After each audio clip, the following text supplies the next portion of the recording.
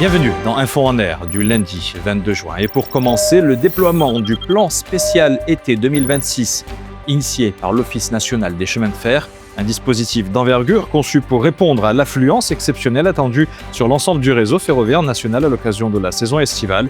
Opérationnel du 22 juin au 13 septembre, ce dispositif s'adresse aux nationaux dont les Marocains du monde ainsi qu'aux touristes. L'ONCF met ainsi à disposition 237 trains par jour avec un renforcement des dessertes sur les principales lignes du réseau et vers les destinations les plus sollicitées.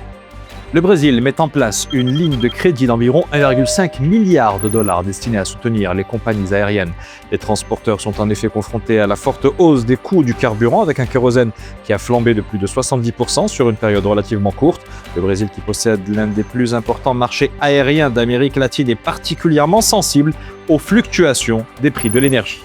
L'Australie décide de prolonger l'allègement des prix de l'essence pour les automobilistes frappés par les retombées économiques de la guerre au Moyen-Orient. Dépendant des importations de carburant, le pays a réduit de moitié une taxe sur ce produit et diminué une redevance pour les poids lourds en mars. Ces deux mesures temporaires devaient expirer fin juin mais seront prolongées pour le mois de juillet. Cela devrait s'accompagner d'une sécurisation d'approvisionnement supplémentaire en carburant auprès de partenaires.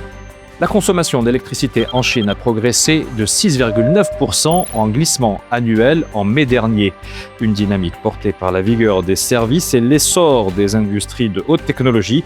Les fabricants d'équipements de haute technologie ont en effet affiché une croissance encore plus soutenue avec une hausse de plus de 12% de leur consommation d'électricité à plus de 109 milliards de kWh. Pour sa part, le secteur tertiaire a vu sa consommation bondir de près de 10% à plus de 170 milliards de kWh.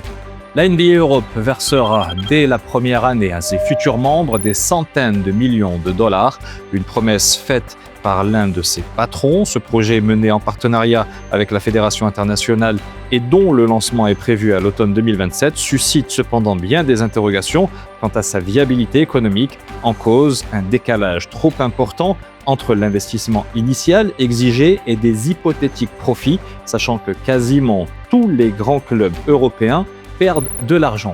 C'est la fin de cette Info en Air. Avis aux PME et aux startups. Infomédiaire vous offre une interview pour mettre en avant votre parcours et votre activité. Pour y souscrire, n'hésitez pas à nous contacter via WhatsApp au 06 00 01 43 78. Et d'ici là, portez-vous bien.